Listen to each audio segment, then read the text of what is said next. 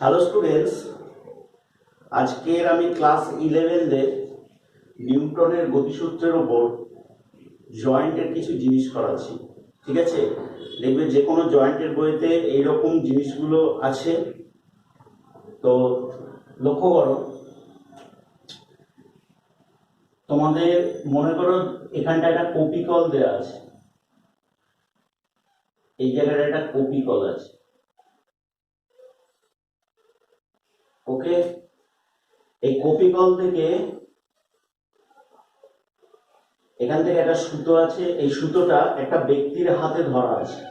তাহলে এই ব্যক্তিটার হাতে, মনে করে নাও এই ব্যক্তিটার হাতে ধরা আছে সুতোটা, আর আরেক দিকে সুতো একটা ওয়েটকে,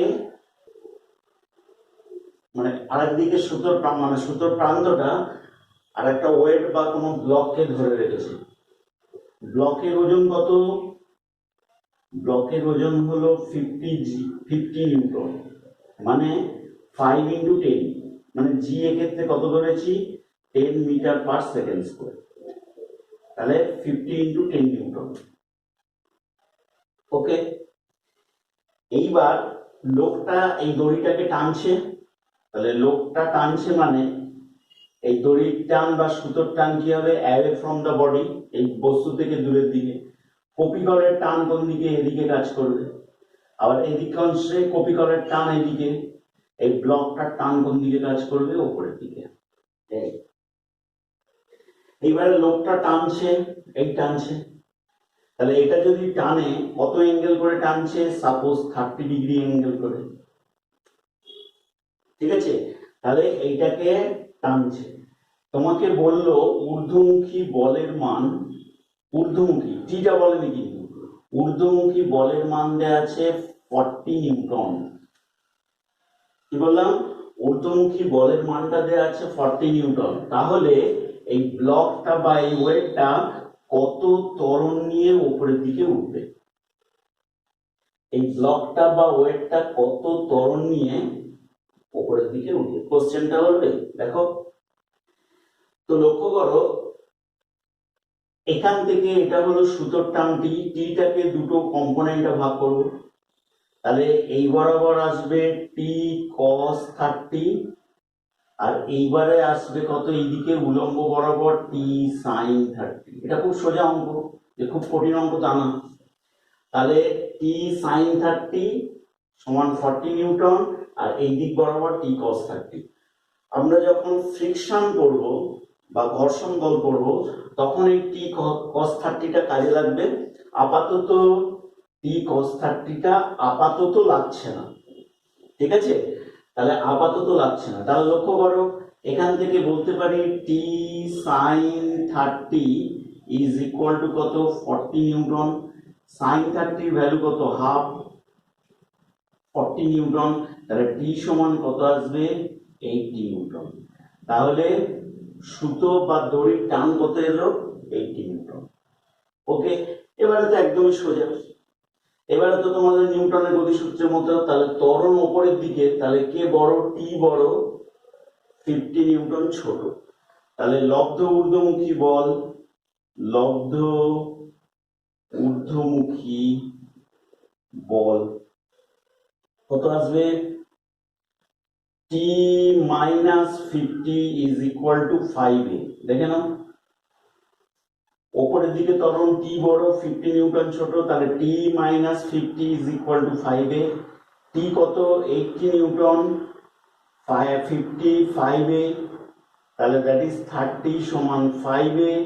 তাহলে এ কত আসবে? 6 মিটার পার সেকেন্ড স্কয়ার। তাহলে এই কাঠের ব্লকটা 6 মিটার পার সেকেন্ড স্কয়ার ত্বরণে উপরের দিকে উঠবে। খুবই সোজা অঙ্ক। ওকে, আচ্ছা এইবারে দেখো তো, এইবার আগের দিনে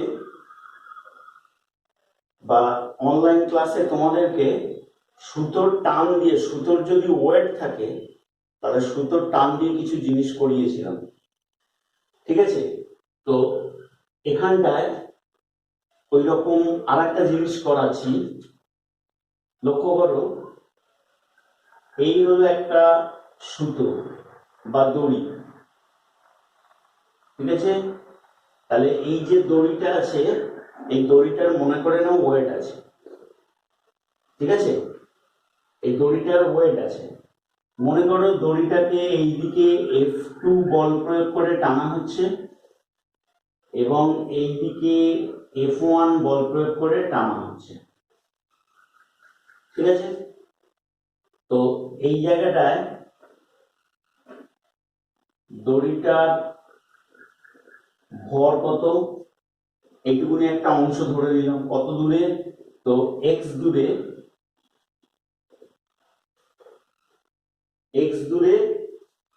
এই বিন্দুতে খেয়াল করো, আমি এখানটা এরকম করে আঁকছি, এই বিন্দুতে টান এদিকে আর বাকি অংশের টান কোন দিকে? এইদিকে, ঠিক আছে? মানে আমি যদি টোটাল দড়িটাকে ধরে নিই PQ দড়ি, তাহলে আর বিন্দুতে এই ঘটনাটা ঘটেছে। আর বিন্দুতে টান হলো এদিকে T1, এই T1 বলছি, এদিকে T আর এদিকে হলো T, ঠিক আছে? এইবার লক্ষ্য করো, তোমাকে যদি বলে, তোমাদেরকে যদি বলে যে এই দড়িটার ত্বরণ যদি এদিকে ধরি, ঠিক আছে? কোশ্চেনটা এরকমই, তোমাদের যদি বলে দেয় যে ত্বরণটা যদি F2 এর দিকে হয়, তবে F2 মাইনাস টি, F2 মাইনাস টি, আমি এখানে গোল্লা করে দিলাম, দেখো F2 এদিকে, T এদিকে, তাহলে F2 মাইনাস টি, এবং যেহেতু ত্বরণ এদিকে তাহলে টিটা বড়, তাহলে T মাইনাস F1 এর অনুপাতের মান কত? কোশ্চেনটা হলো এই। এবারে ভালো করে শোনো, কোশ্চেনটা কি বলেছে? একটা দড়ি আছে, দড়িটার ভর দেয়া আছে। দড়িটার যদি ভর দেয়া থাকে, তবে কিউ প্রান্ত হতে x একক দূরে, কিউ প্রান্ত হতে x একক দূরে যে অংশটুকুই পড়ে আছে সেই অংশের টান এবং বাকি দড়ি মানে পি আর আর অংশের মধ্যে যে, মানে পি এবং আর এর মধ্যে যেটা রয়েছে সেই অংশের টানের অনুপাত কত, ঠিক আছে? তাহলে কি করে করব? আমরা কি বলেছিলাম? দড়ি, চেন, সুতো যদি ওয়েট দিয়ে দেয়, কি বার করতে বলেছিলাম? প্রতি একক দৈর্ঘ্যের ভর বার করবে। ধরো এটা এল, খুব খেয়াল করে, গোটা দড়িটা এল, এখান থেকে এইটুখানি এক্স, তাহলে এইটা কত আসবে? এল মাইনাস এক্স, ঠিক আছে? এই তাহলে প্রথমে আগে আমরা কত কি ওয়েট আছে সেটা বার করি। লক্ষ্য করো, তাহলে এল দৈর্ঘ্যের ভর কত ধরে নিলাম? এল দৈর্ঘ্যের ভর ধরে নিলাম। তাহলে একক দৈর্ঘ্যের ভর কত? এম বাই এল, ঠিক আছে? একক দৈর্ঘ্যের ভর এম বাই এল। তাহলে লক্ষ্য করো, এক্স মানে এক্স দৈর্ঘ্যের ভর, তাহলে এম এক্স বাই এল। তাহলে বলতে পারি যে কিউ আর অংশের ভর সমান কত? M x by l. এটা কাজে লাগবে, ঠিক আছে? অনুরূপে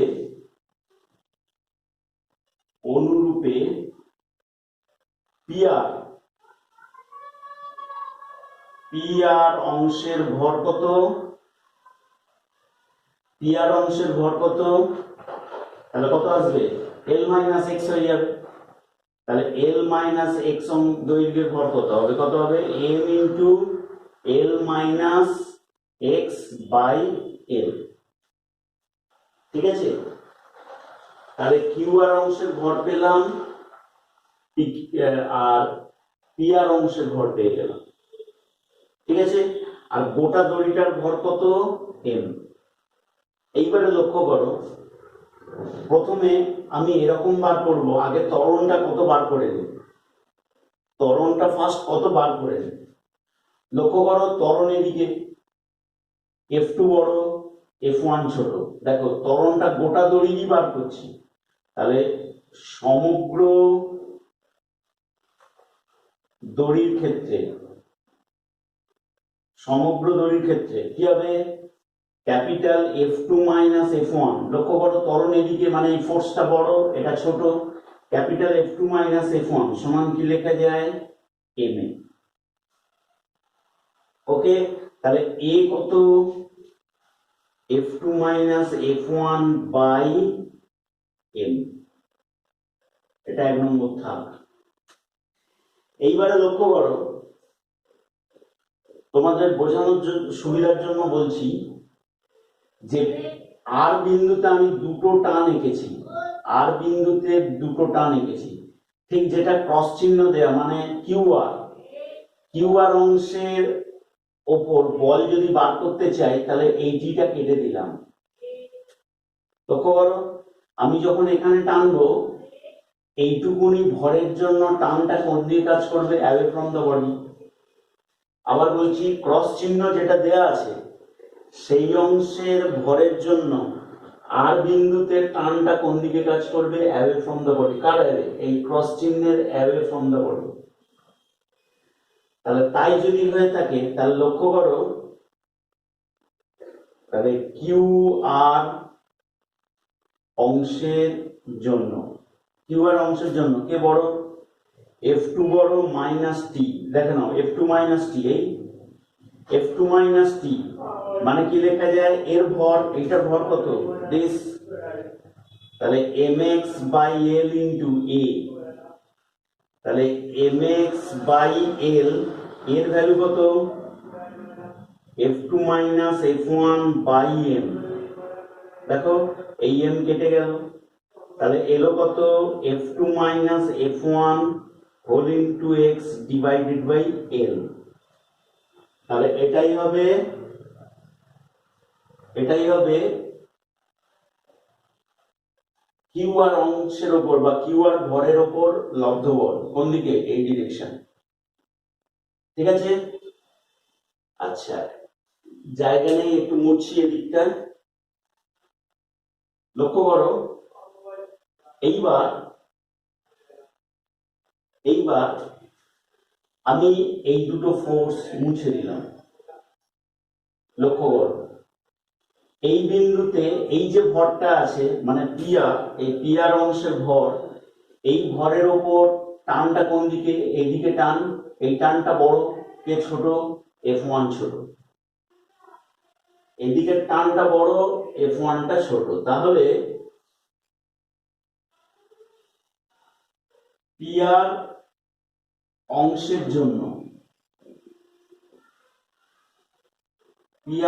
জন্য কি হবে? তাহলে টি মাইনাস F1, কারণ ত্বরণ এদিকে হচ্ছে, টিটা বড় F1টা ছোট, তাহলে T minus F1 that is equal to কি লেখা যায়? এখানকার ভর কত? L minus x by L into ত্বরণ। ওকে, তাহলে m into L minus x by L, ত্বরণের ভ্যালু কত ছিল? দিস। তাহলে F2 minus F1 by m, এই কাটলো, that is equal to F2 minus F1 L minus x by L. Okay, তাহলে দুটো অংশের ত্বরণ পেয়ে গেলাম, দুটো অংশের ওপর লব্ধ বল পেয়ে গেলাম। তাহলে এখন লব্ধ বলের অনুপাত কত? লক্ষ্য করো, F2 minus F1 into x by L into এটা কত আসবে? F2 minus F1 into capital L minus x by l. লক্ষ্য করো, L কেটে গেল, F2 মাইনাস F1 কেটে গেল, তাহলে x by l minus x. তাহলে একটা জিনিস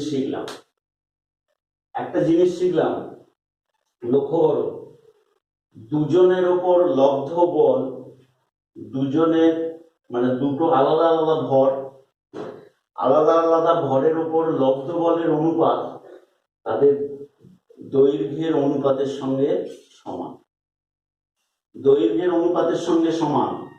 তাহলে তোমাদের যদি কোনো অঙ্ক এরকম দেওয়া থাকে, তোমাদের ধরো এরকম কোনো একটা অঙ্ক দেওয়া আছে,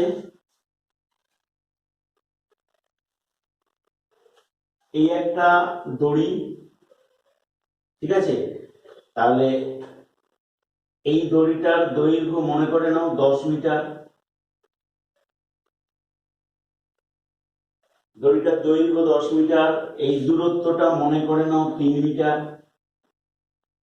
তাহলে 3 মিটার অংশের উপর লব্ধ বল আর 7 মিটার অংশের উপর লব্ধ বল, 7 মিটার অংশের উপর লব্ধ বল,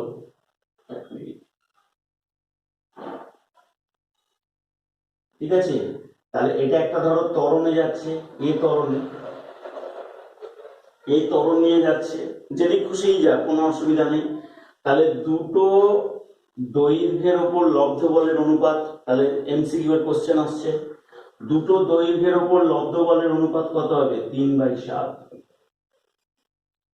দৈর্ঘ্যের অনুপাতের সঙ্গে সমান।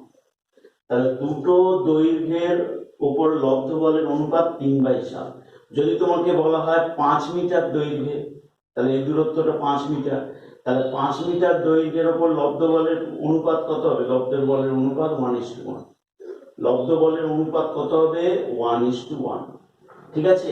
তাহলে এটা খুব ভালো ইম্পর্টেন্ট একটা ব্যাপার শিখলে। আচ্ছা, এইবারে দেখো,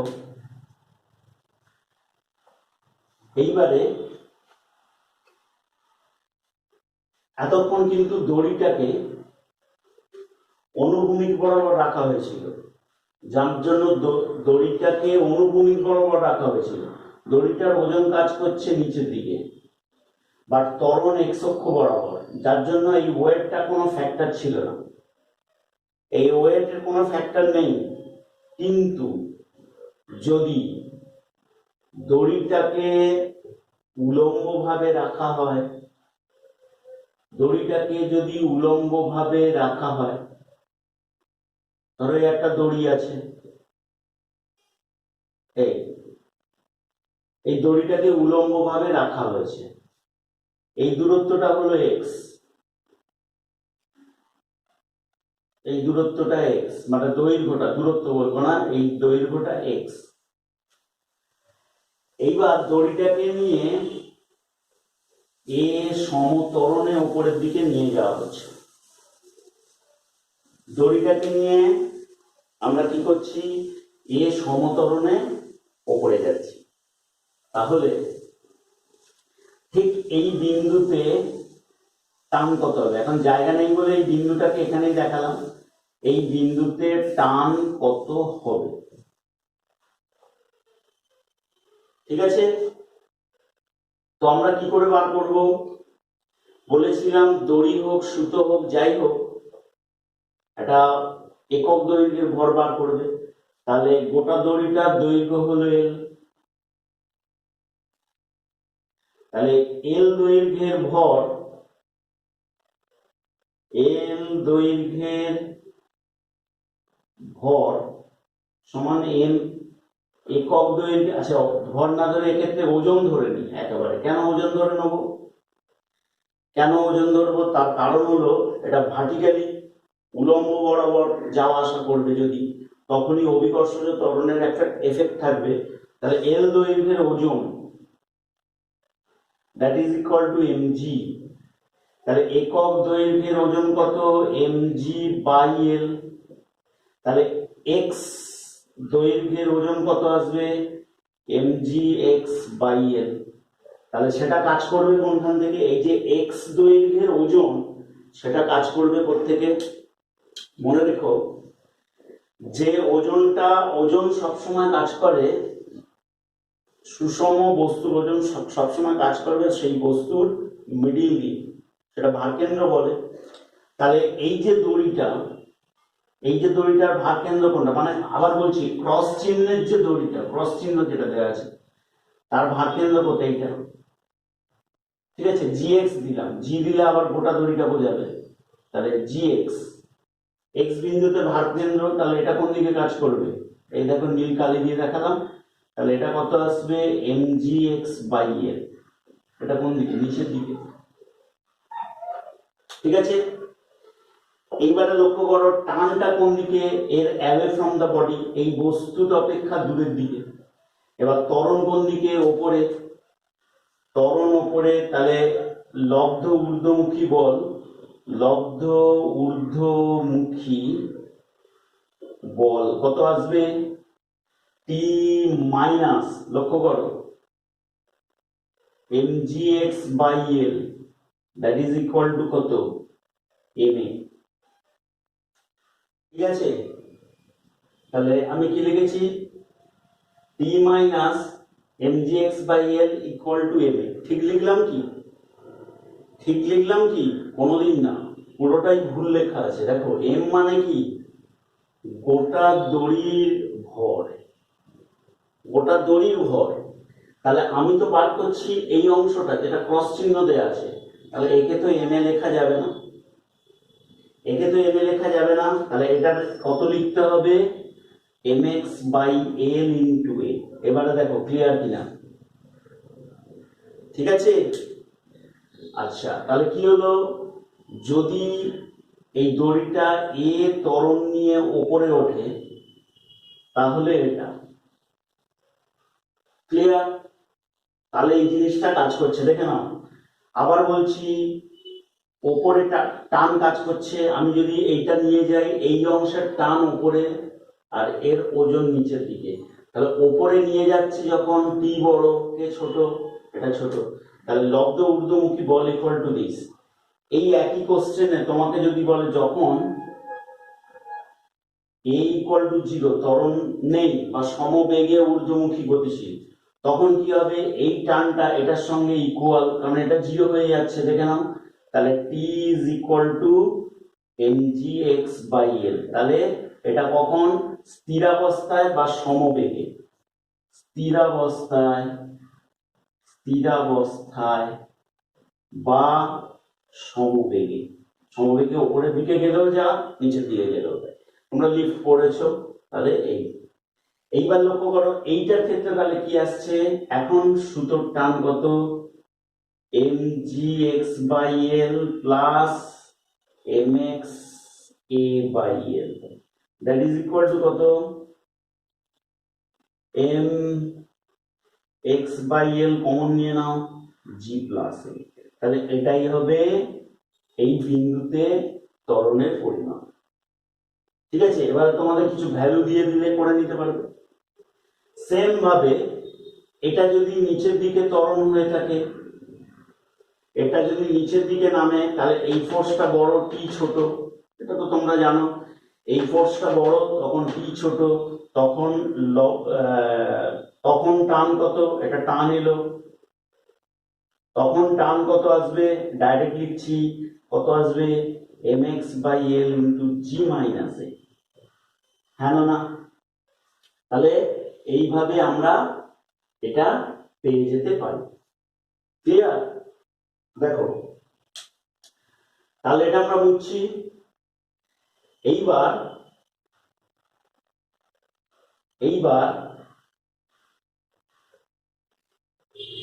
লক্ষ্য করো, এখানটায় একটা ওয়েট কে ঝোলানো আছে, এই জায়গাটায়, এক মিনিট, এই জায়গাটা ধরো একটা ওয়েট কে ঝোলানো আছে, এই লাল কালি দিয়ে আনছি, এটা একটা এক্সট্রা ওয়েট, আরেকটার সঙ্গে একই অঙ্ক করবে না, এটা একটা এক্সট্রা ওয়েট ঝুলানো আছে, এই দড়ির সঙ্গে এক্সট্রা ওয়েট ঝুলানো আছে। তাহলে বর্তমানে তাহলে এখানে টান কত হবে, তাহলে ওয়েটটাকে কাজ করছে ক্যাপিটাল এমজি, দেখে নাও, তাহলে ওয়েটটা কাজ করছে ক্যাপিটাল এমজি। এইবারে বাকি জিনিসগুলো আগেরই মতো, বাকি জিনিসগুলো আগেরই মতো, মানে স্থিরাবস্থায় বা সাম্যাবস্থায় লিখতে পারি। সাম্যাবস্থায় কি হবে, টি ইজ ইকুয়াল টু, দেখো টি ইজ ইকুয়াল টু কার সঙ্গে সমান, এইটা capital MG plus MG x by এল। ঠিক আছে, তাহলে capital M plus M x by L whole into G, তাহলে এটাই হবে সুতোর টান। এবারে লক্ষ্য করো, যদি লিফটটা এ ত্বরণ নিয়ে ওপরের দিকে ওঠে, বাকি একদম একই অঙ্ক, তাহলে কত আসবে, capital T is equal to কি আসবে, যা ক্যালকুলেশন হয়েছিল তার সঙ্গে শুধু এমজি যোগ হয়ে যাবে। লক্ষ্য করো, তাহলে এই টিটা বড়, এই দুটো ছোট, তাহলে capital T minus MG plus MG x by L is equal to কি হবে, capital M plus M x by L whole into A. দেখো, মানে capital T minus capital M plus M x by L into G is equal to capital M this. তাহলে T কত আসবে, capital M plus M x by L common নিলে G plus এ, ব্যাস একদম আগের মতো বললাম তো। আগেরটা এটা ছিল না, এখন এটা আছে, এক্সট্রা বল আছে। এইবার নিচের দিকে ত্বরণের সময় কি হবে, এ ত্বরণে নিচের দিকে যাচ্ছে, তখন টান কি আসবে, তাহলে m plus M x by L into কত, জি মাইনাস এ, এটাই হবে নিচের দিকে ত্বরণ হলে তখন টান। তাহলে এটা ত্বরণ নিচের দিকে, এটা ত্বরণ উপরের দিকে, আর এটা হচ্ছে ত্বরণ নেই, স্থির অবস্থায়। তাহলে এইরকম ভাবে আমরা জিনিসগুলোকে করতে পারি। ঠিক আছে, দুটো খুব ইম্পর্টেন্ট জিনিস পড়াচ্ছি, খুব ইম্পর্টেন্ট। এটা 11-এর পরীক্ষার জন্য ইম্পর্টেন্ট, জয়েন্টের জন্য ইম্পর্টেন্ট। লক্ষ্য করো তো, এখানে মনে করো একটা বোর্ড আছে, বোর্ড মানে নৌকা, এখানটা একটা নৌকা আছে। ঠিক আছে, নৌকাটার ভর ক্যাপিটাল এম। এবারে নৌকার মধ্যে এক ব্যক্তি দাঁড়িয়ে আছে,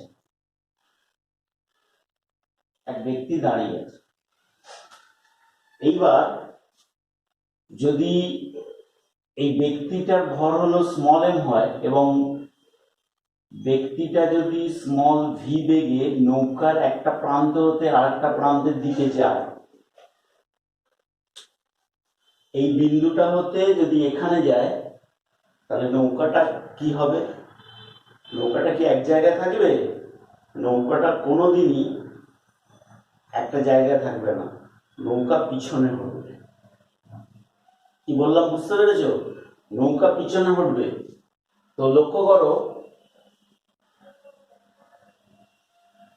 এই যে অবস্থা, এই অবস্থায় নৌকার বেগ ক্যাপিটাল ভি, এটা তো আমি ইচ্ছা করে ধরে নিলাম ক্যাপিটাল ভি, তো দেখা যাক কি হয়। লক্ষ্য করো, যখন লোকটা দাঁড়িয়ে আছে নৌকাটাও দাঁড়িয়ে আছে। ঠিক আছে, তাহলে নৌকার প্রাথমিক ভরবেগ 0 প্লাস ব্যক্তিটারও প্রাথমিক ভরবেগ 0। যখন ব্যক্তিটা দাঁড়িয়ে আছে নৌকাটাও দাঁড়িয়ে আছে, তাহলে প্রাথমিক ভরবেগ 0। এইবার লক্ষ্য করো, ব্যক্তিটা হাঁটছে কার উপর দিয়ে, নৌকার উপর দিয়ে, আর নৌকাটাও যাচ্ছে। কোন দিকে যাচ্ছে আমার জানার দরকার নেই, নৌকাটা যাচ্ছে। এই অবস্থায় যদি ব্যক্তিটার নৌকার বেগ ভরবেগ যদি ক্যাপিটাল এমভি হয়, কারণ নৌকার বেগ আমরা কত ধরেছি ক্যাপিটাল ভি, তাহলে ক্যাপিটাল এমভি হয় এবং ব্যক্তির বেগ কত হবে small m into capital V plus small m. এটা কেন? আমি ধরে নিলাম ব্যক্তিটা যেদিকে যাচ্ছে নৌকাটাও সেদিকে যাচ্ছে, ঠিক আছে। যেমন দেখো এইটা ক্যাপিটাল ভি প্লাস, এটা কেন হলো? মনে করো এই গাড়িটা এদিকে যাচ্ছে ভি বেগে, তুমি করলে কি এর ভেতরে ছুটতে ছুটতে এদিকে গেলে, তাহলে ভূমির সাপেক্ষে এটা মনে করে নাও গ্রাউন্ড, এটা গ্রাউন্ড, গ্রাউন্ডের সাপেক্ষে এই ব্যক্তিটা তোমাকে কি অবস্থায় তোমার বেগটাকে কিভাবে পর্যবেক্ষণ করবে? আমার কথাটা কি বোঝা গেছে? ফের বলছি, এখানে একটা গাড়ি আছে, এই গাড়িটা ভি বেগ নিয়ে এদিকে যাচ্ছে, ভি বেগে এদিকে যাচ্ছে, এইটা ভি বেগে এই বরাবর যাচ্ছে। এবারে এর ভেতরে একটা লোক হাঁটতে হাঁটতে গাড়ির এই প্রান্ত থেকে এই দিকে যাচ্ছে বা ছুটতে ছুটতে যাচ্ছে। ভূমিতে থাকা বা গ্রাউন্ডে থাকা কোনো ব্যক্তি সাপেক্ষে এই ব্যক্তিটার বেগ কত আসবে? এই গাড়ির বেগ প্লাস এটা, ওই জন্যই এটা লিখেছি। দেখো ক্লিয়ার? একটা জিনিস যাচ্ছে, আমি যদি ছুটতে ছুটতে যাই একটা স্থির নির্দেশ তন্ত্র থেকে, আমার বেগটা হবে কত capital V plus small V. Okay, তাহলে তাই যদি হয় এই অবস্থায় দাঁড়ালো এটা that is equal to 0 capital M V plus M into small V plus M into M into capital V. তাহলে এখান থেকে ক্যাপিটাল ভি কমন নিলে plus M into small V. এই অবস্থায় capital M plus small M into V সমান minus M V. তাহলে capital V কত minus M v by capital M plus small m. তাহলে এটা দ্বারা কি প্রমাণিত হলো? ঋণাত্মক চিহ্ন কি প্রমাণ করে? আমি তো ধরেছিলাম নৌকাটা এদিকে যাচ্ছে, ঋণাত্মক চিহ্ন কি প্রমাণ করে? যে নৌকার গতি হবে পিছনের দিকে। ঠিক আছে, আবার বলছি, তাহলে এই জায়গাটায় এইটা মানে কি ভূমির সাপেক্ষে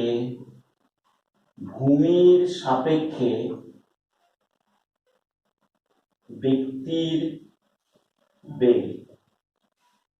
এবার কেউ যদি বলে যে না আমি ভূমির সাপেক্ষে করব, আমি নৌকার সাপেক্ষে করব, নৌকার সাপেক্ষে কেউ যদি করে, দেখো নৌকার বেগ এদিকে, তাহলে কিন্তু তোমাকে ধরে নিতে হবে নৌকার বেগ পশ্চাৎমুখী। কি বলেছি বুঝতে পেরেছো? নৌকার সাপেক্ষে তুমি যদি বার করো তাহলে ধরে নিতে হবে নৌকা পশ্চাৎমুখী, তাহলে নৌকা এদিকে যাচ্ছে, লোকটা এদিকে যাচ্ছে, তাহলে আপেক্ষিক বেগ কত হবে? নৌকার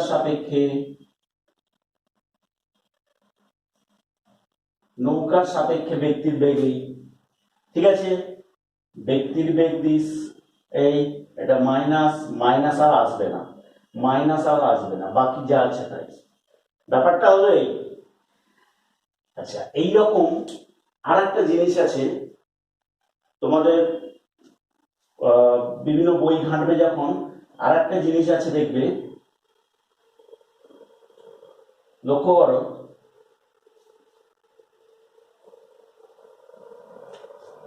এখানটা একটা বেলুন আছে। বেলুন বলতে আমরা ছোট বেলুনকে বুঝি, কিন্তু ধরো একটা বিশাল বড় একটা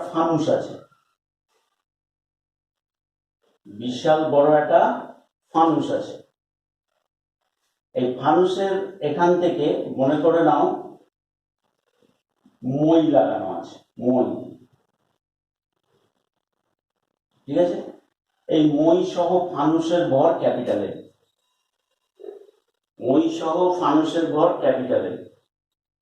প্রথম অবস্থায় ফানুসটা দাঁড়িয়ে আছে,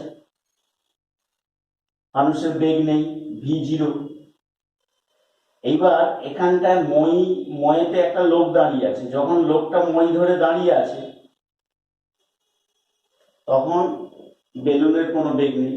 এইবার লোকটা মই বেয়ে ওপরের দিকে উঠছে স্মল ভি বেগে, সেম নৌকার মতো ভাবো, স্মল ভি বেগে মই বেয়ে বেয়ে ওপরের দিকে উঠছে, তাহলে বেলুনটার বেগ কি হবে? একদম আগের জিনিস, প্রাথমিক অবস্থায় capital M into zero plus small M into zero. এইবার দ্বিতীয় অবস্থায় capital M into V plus ভূমির সাপেক্ষে ব্যক্তির বেগ কত? Capital V plus small v. আমি ধরে নিচ্ছি একই দিকে আছে, ব্যক্তি যেদিকে উঠছে বেলুনটাও সেদিকে উঠছে ধরে নিলাম, তাহলে এই এলো। তাহলে এখান থেকে ক্যাপিটাল ভি আমরা কি পাবো? এখান থেকে আমরা ক্যাপিটাল ভি কি পাবো? Small m v minus small m v by capital M plus small M.